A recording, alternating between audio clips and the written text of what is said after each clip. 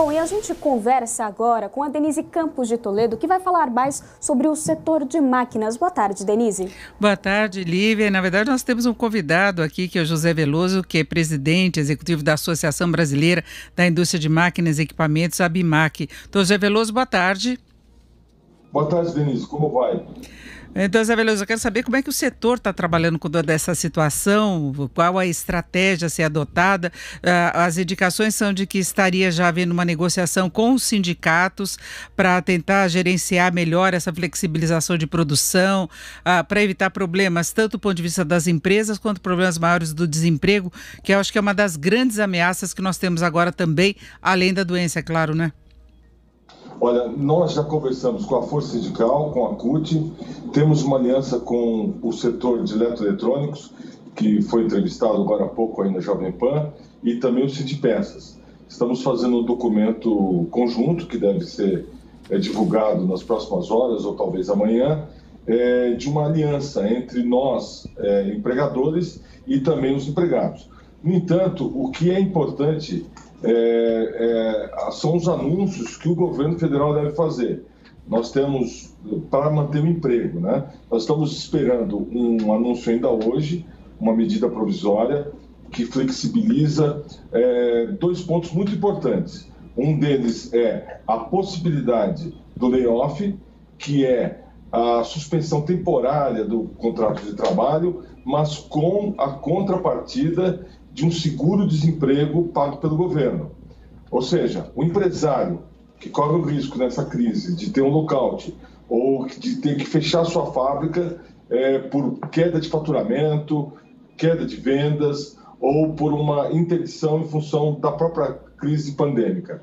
Esse empresário ele vai ficar sem condições de fazer frente às suas obrigações, pagamento de impostos, salários, financiamentos, enfim.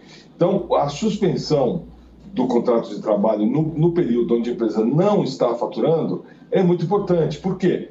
Porque ele mantém um emprego, o funcionário mantém uma receita através do seguro-desemprego e é bom para o país, porque não há desemprego em massa. Como a gente espera que essa crise ela perdure em torno de 90 a 120 dias, a crise econômica, eu digo, essa seria uma grande notícia, que provavelmente deve ser anunciada no fim da tarde. E a outra questão é a possibilidade da redução da jornada de trabalho com a redução proporcional dos salários. Também é uma medida importante para que os empregos sejam mantidos. Agora, de domingo para segunda-feira, o governo até baixou uma MP, um dos pontos dela tratava exatamente dessa suspensão do contrato de trabalho por 4 meses, só que o governo não falou na compensação. Quando o senhor fala do seguro-desemprego, seria nos valores atuais? Como é que se daria esse reembolso e as empresas não pagariam nada? Olha, eu não tenho exatamente o teor da medida provisória que vai ser anunciada por volta das 18 horas, mas eu acredito que vai haver uma parte pago pelas empresas. O que o governo vai pagar de seguro-desemprego deve ser escalonado, ou seja, dependendo da faixa salarial do empregado, e nas faixas mais baixas seria garantido o salário mínimo. Naquela medida provisória que foi anunciada na segunda-feira, a 927, ela tinha no artigo 18 exatamente o layoff, né? E depois, no dia seguinte, na 928, a medida provisória revogou aquele artigo, porque justamente não havia a contrapartida do seguro-desemprego, e aí os deputados e senadores sinalizaram negativamente que não aprovariam a medida. Então, e o próprio presidente Bolsonaro também ele desaprovou do jeito que estava. Então foi retirado o artigo 18 e provavelmente agora vai ser reeditado, ainda hoje. Agora, não sendo reeditada essa medida, se a situação continuar dessa forma, como é que o setor pode lidar com essa questão de mercado de trabalho, queda de atividade, suspensão mesmo de atividade em alguns casos? Olha, nós entendemos, Denise, que a atividade industrial ela é essencial, né? As cadeias produtivas, elas estão todas conectadas. Vamos dar um exemplo aqui para o nosso ouvinte aqui entender o que eu estou dizendo. Vocês lembram, o ano passado tivemos a greve dos caminhoneiros, né? E quando teve a greve do caminhoneiro, tudo parou, né? Por quê? Porque um elo da cadeia, quando um elo da cadeia para, toda a cadeia sofre. Nesse momento dessa crise agora, nós temos um elo muito importante para a indústria que está praticamente parado, que é o comércio. Então, quando o comércio para, que é a ponta da indústria, logicamente que vai haver uma reação em cadeia e a indústria vai parar. No entanto, existem atividades que são essenciais. Por exemplo, fabricação de remédios, fabricação do frasco onde vai o remédio, fabricação de alimentos, a embalagem onde vai alimentos. Então, aí você começa a ver a importância da indústria e a importância das cadeias. Por exemplo, se eu paro uma fábrica de máquinas, eu não vou ter a injetora que vai fazer o plástico da embalagem que vai embalar a carne. Então, vai faltar a carne. Então, a gente entende, Denise, que toda a indústria, ela se interconecta e ela é atividade essencial.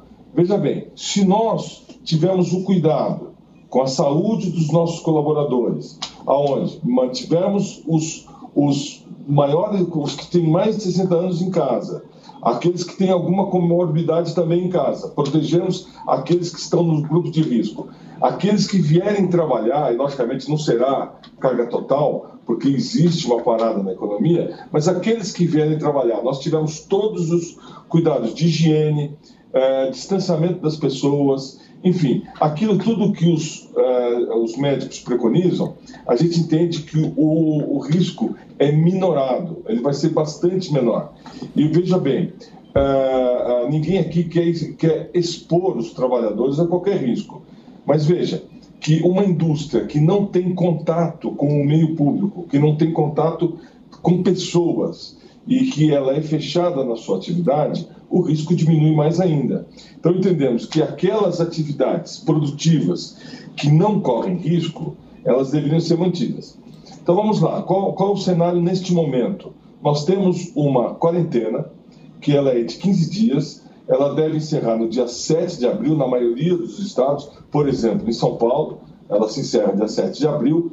A gente consegue, com isso, o alongamento da curva de contaminação, a gente consegue com que as UTIs elas não entrem em colapso, mas a partir do momento que você tenha isso resolvido, a vida começa a voltar ao normal, que é o que a gente tem visto em alguns países, né? Por exemplo, na China, no Japão e na Coreia, eles tiveram lockdowns bem pequenos. E lá teve ainda uma atividade que o Brasil vai começar na próxima semana, que é testar a população, o máximo possível de teste. Se você tiver o máximo possível de teste, alongamento da curva, o tratamento das pessoas do grupo de risco e também um tratamento especial para aqueles que vão trabalhar, eu acredito que a gente consegue voltar à atividade industrial numa brevidade de tempo maior. Agora, ainda em relação ao layoff, já houve conversas com as centrais sindicais que representam muitos sindicatos, né? Houve adesão a essa possibilidade e eu queria saber também, em termos práticos, no caso de o governo assegurar esse bônus, como se pensa, até 2 vezes seguro-desemprego, representaria, pela média salarial, uma queda muito forte de renda? Olha, depende. Nos salários mais baixos, não. A renda, ela vai ter uma queda, mas não é uma queda tão significativa. Logicamente também que as pessoas estão consumindo menos, né? Mas o que é importante na medida, e o que o governo, pelo menos numa live que eu participei hoje com o secretário especial do Trabalho, é que vai haver garantia por parte do governo de uma receita para o trabalhador para que a renda dele não vá a zero, né? E isso é importante. E nesse aspecto, garantindo a renda do trabalhador, nesse período de até 120 dias, os sindicatos concordam.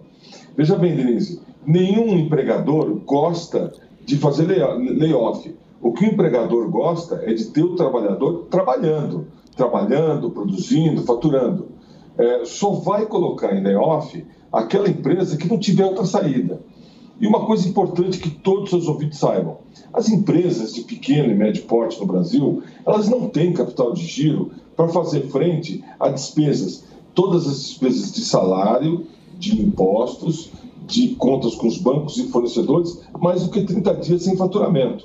Então, uma empresa que fica mais de 30 dias sem faturamento e não conseguir fazer layoff, ela não vai sobreviver. E aí, com certeza, o desemprego virá. Outra medida que é importante, que nós estamos esperando, que ainda não foi anunciado, é a contribuição também para o diferimento, ou seja, a postergação de pagamentos de impostos. Não só impostos federais, mas também impostos estaduais. Então, nós aqui da BIMAC estamos com o canal aberto com o governo federal, é um pleito que a gente tem com o governo e também com todos os governos estaduais. Já mandamos ofício a todos os governadores pedindo que haja também a compreensão do adiamento de impostos para aquelas empresas de pequeno e médio porte que visivelmente não terão condições de superar a crise em função da falta de faturamento. Agora, no caso dessa possibilidade de layoff, ele não seria aplicado nas empresas que vão continuar trabalhando? Alguns segmentos que têm que sustentar, inclusive, serviços essenciais? Não serão aplicados. A empresa que consegue continuar trabalhando, ela vai continuar trabalhando. Nenhuma empresa gosta de ter suas atividades paradas. Ela vai continuar. Agora, a gente entende que se a gente for olhar a média geral da economia, a grande maioria vai ter queda de produção e queda de atividade, em função daquilo que eu falei no início, que são as cadeias produtivas. Se você tem um elo na cadeia produtiva que tem um problema, fatalmente os outros elos vão ter consequência. Perfeito, nós conversamos aqui com José Veloso, que é presidente executivo da BIMAC, é a Associação Brasileira da Indústria de Máquinas. Eu agradeço muito sua participação aqui na nossa programação. Uma boa tarde. Eu que agradeço e uma boa tarde aos ouvintes da Jovem Pan. Lívia.